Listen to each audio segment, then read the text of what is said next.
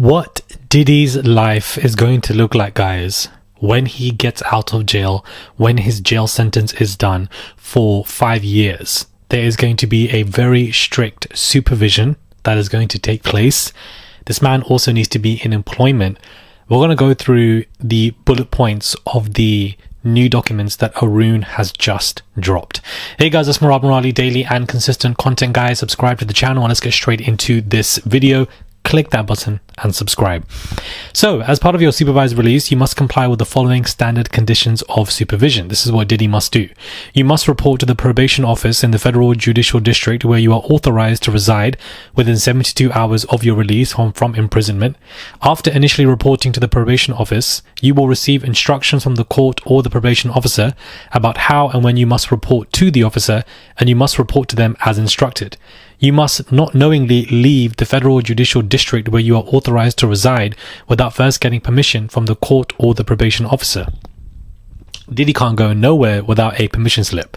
You must answer truthfully to the questions asked by your officer, and you must live at a place post-prison approved by the officer. And if you plan to change where you live or anything about your living arrangements, such as people you live with, you must notify the officer at least 10 days before the change.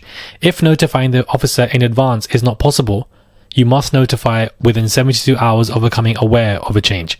You must allow the officer to visit you at any time at your home or elsewhere, and you must permit the officer to take any items prohibited by the conditions of your supervision.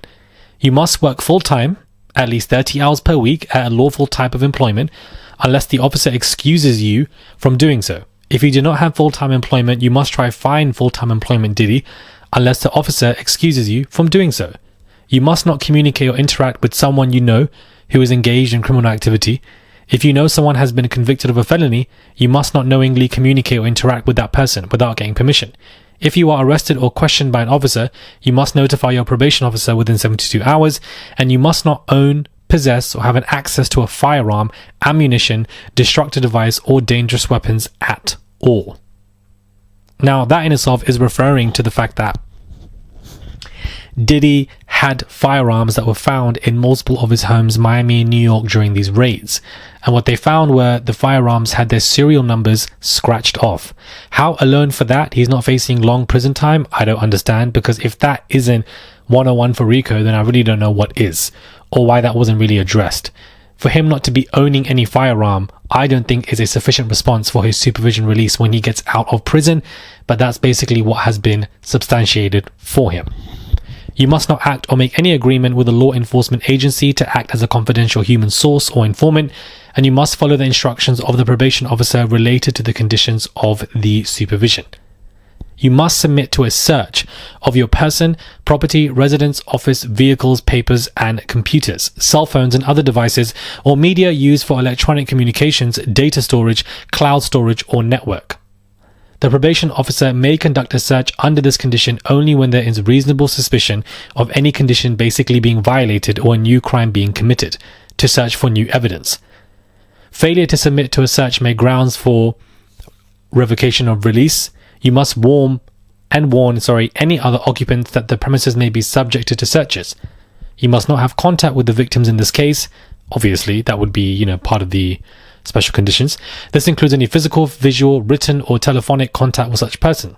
You must provide the probation officer with access to any requested financial information, and you must not incur new credit charges or open additional lines of credit without the approval of the probation officer unless you are in compliance with the installment payment schedule.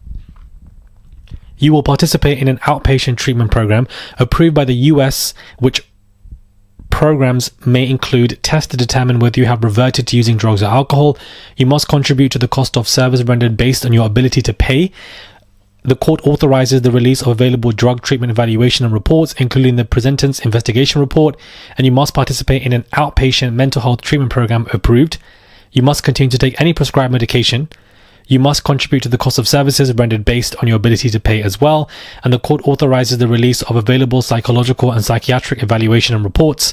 You must participate in an approved program for domestic violence, and it is recommended that you be supervised by the district of residence. So these are the, supervised conditions that are going to be for him when he gets released for 5 to 6 years after he comes out of jail. And so no firearms are allowed. He's meant to be in employment and working. Probation officers can basically search through his house whenever he wants, and whenever Diddy wants to move or even try to fly somewhere, whether it's, locally or internationally, he needs permission in order continuously, and he might be denied in doing so.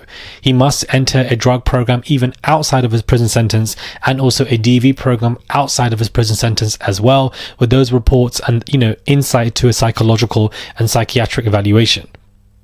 What is interesting, it says that you must continue, the word is continue here, that is important, to take any prescribed medication. I do wonder what that prescribed medication is that this man is taking. Of course, everybody is entitled to their medical privacy, so I'm not saying that we should know that or that information should be disclosed. But here in written documents, it states that this man is taking continued medication. What is that medication? It could potentially, in my opinion, be the HIV related stuff that this man could allegedly have, and therefore he's taking medication for that daily.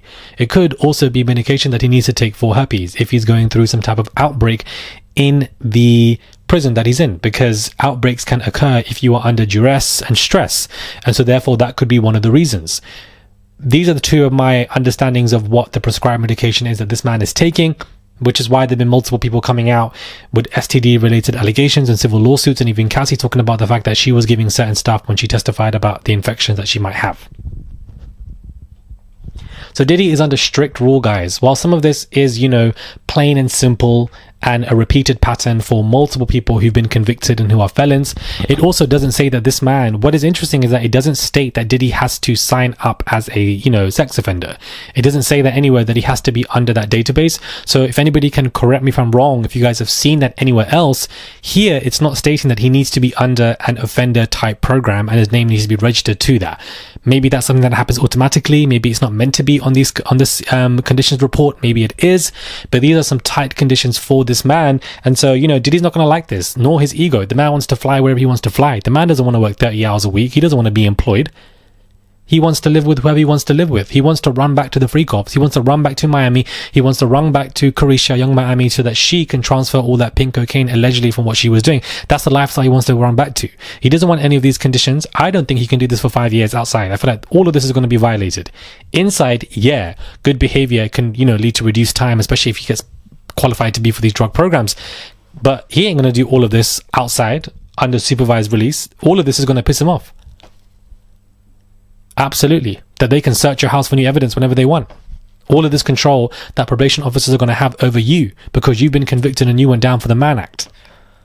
Very strict indeed, but this was released 3 to 4 hours earlier on today, and this is the finalized report when it comes to the government versus Diddy in this whole criminal trial. This is, the supervised conditions list that has been released. This is the final docket from Judge Arun. Nothing else is going to come from this unless Diddy's team appeal, and then it goes into something like that. But as of right now, this is the final word from Judge Arun. We're not going to hear from this man anymore. So therefore, I had to get this video out to you guys ASAP. A lot of content is being rolled out, guys, but you know what? I gotta work. Do subscribe, guys. Comment down below. Give this video a thumbs up. I would appreciate it. Hopefully you guys have heard me clearly in this video. My mic and stuff I've still not prepped it, to be honest with you. I'm trying to look at the right stuff before I get all that done. So hopefully you guys can hear me clearly. Do subscribe. It's just one click. That's all you guys have to do. I would really appreciate it. It goes a long way. And I'll catch you guys soon for another video.